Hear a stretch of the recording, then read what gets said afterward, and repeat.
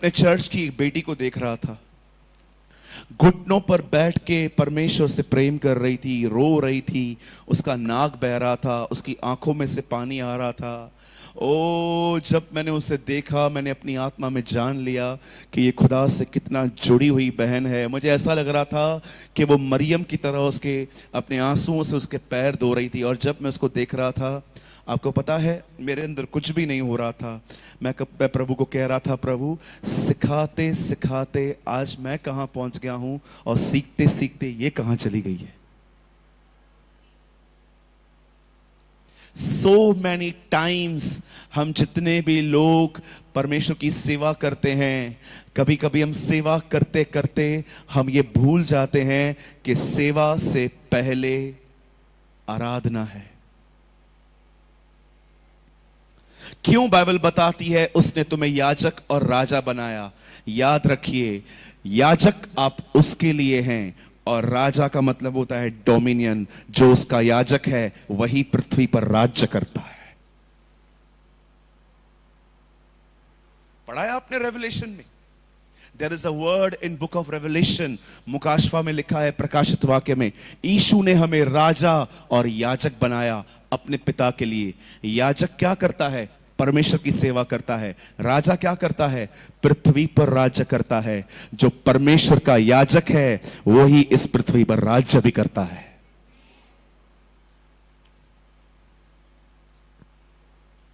इससे पहले कि खुदा आपको राजा बनाए, उससे पहले वो आपको याजक बनाएगा।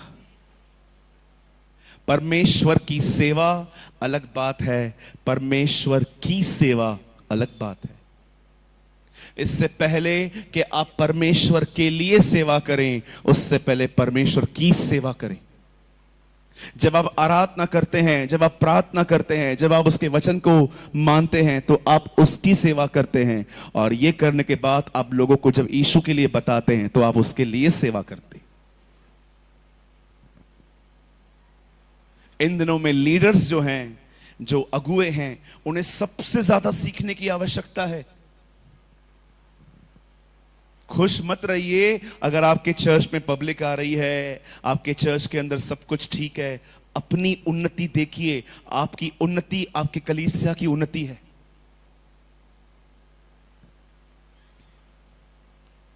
मैं आज एक बात सबसे पूछ सकता हूं, स्पेशल लीडर्स से, बुरा नहीं मानेंगे? कितने लोग यहां पर थोड़ी बहुत सेवा करते हैं? प्लीज अपना हाथ उठाइए। सेवक कितने हैं यहां पर? हाथ उठाइए। 1 2 3 4 5 6 7, पीछे भी कुछ हैं। आप सबसे एक सवाल है, अंतिम बार आप पूरी रात दुआ में कब बैठे थे?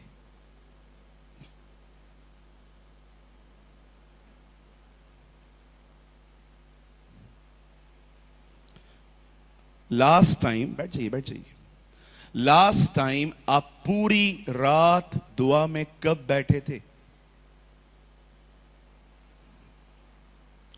अंतिम बार आपने परमेश्वर की आवाज कब सुनी थी? कितना घंटे आप खुद के लिए वचन पढ़ते हैं? और ये मेरे को लाजर के ऊपर कुछ पता चला है, मैं संडे को ये प्रचार करेगा। आपके लिए मिला है वो। लास्ट टाइम तुम पूरी रात दुआ में कब बैठे थे? मुझे बताओ।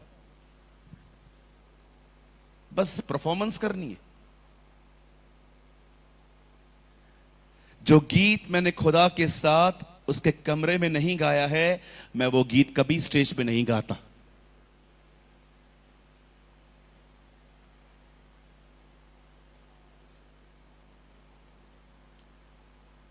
कभी कभी ऐसी सभाओं में लीडर्स जो होते हैं वो सोचते हैं, ओ पब्लिक आशीषित हो रही है। वो मीटिंग पब्लिक के लिए नहीं भाई, तेरे लिए रखी गई थी। अरे इतने सारे लोग आ गए, नहीं नहीं नहीं, उनको छोड़ दो, मीटिंग आपके लिए है। ये तो बहुत अच्छे आराधक हैं जो आए हैं। कभी कभी आपको पता है आराधक क्या करते हैं? आराधना करके वचन सुनते ही नहीं है, चले जाते रिफ्रेशमेंट के नाम पे। वचन सुनेंगे ही नहीं, चले जाएंगे अंदर कमरे में बैठे रहेंगे, ओ मुझे गर्मी हो रही है, गर्मी हो रही है, बाहर तक नहीं आते। They never love word of God.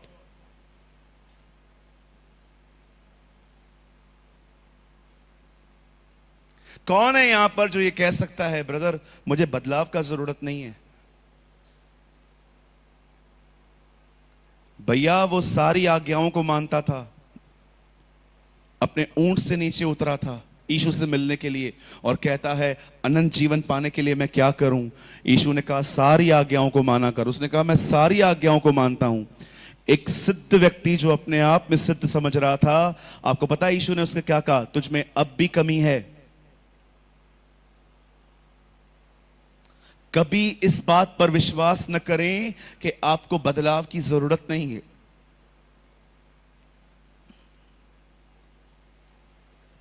पौलुस कहता है मेरा मन मुझे किसी बात में दोषी नहीं ठहराता, पर इससे मैं निर्दोष नहीं ठहरता। क्यों? क्योंकि मेरा परखने वाला परमेश्वर है।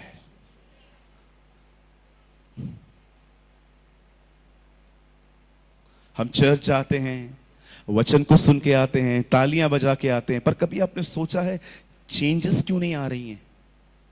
बदलाव क्यों नहीं आ रहा है? मेरा बोलना नम्रता से क्यों नहीं है? क्यों बहनों को देखकर मुझे अशुद्ध ख्याल आते हैं?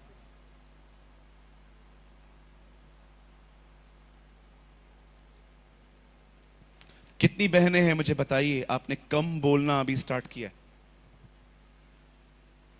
बोलिए कम बोलना। डिफिकल्ट है ना?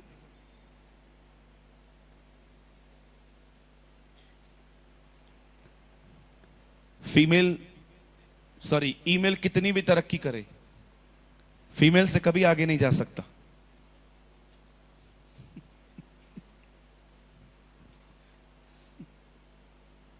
कहिए बदलाव। अपने छाती पे हाथ रखिए, कहिए मेरे पीछे मुझे बदलने की जरूरत है। आइए जिन्होंने नहीं रखा है वो भी अपने छाती पे हाथ रख के कहिए मुझे बदलने की जरूरत है। यस ब्रदर, बिलीव करो ब्रदर, सब बदल जाएगा अगर तुम बदल गए तो। Everything will be change if you will be change, your attitude will be change. सब कुछ बदल जाएगा सिस्टर। आपके अंदर बदलाव आना चाहिए। गड़बड़ियां बाहर नहीं है, अंदर है। क्या आपने देखा यीशु मसीह तूफान में सोया हुआ था, उसकी नींद चेलों ने तोड़ी, तूफान ने नहीं।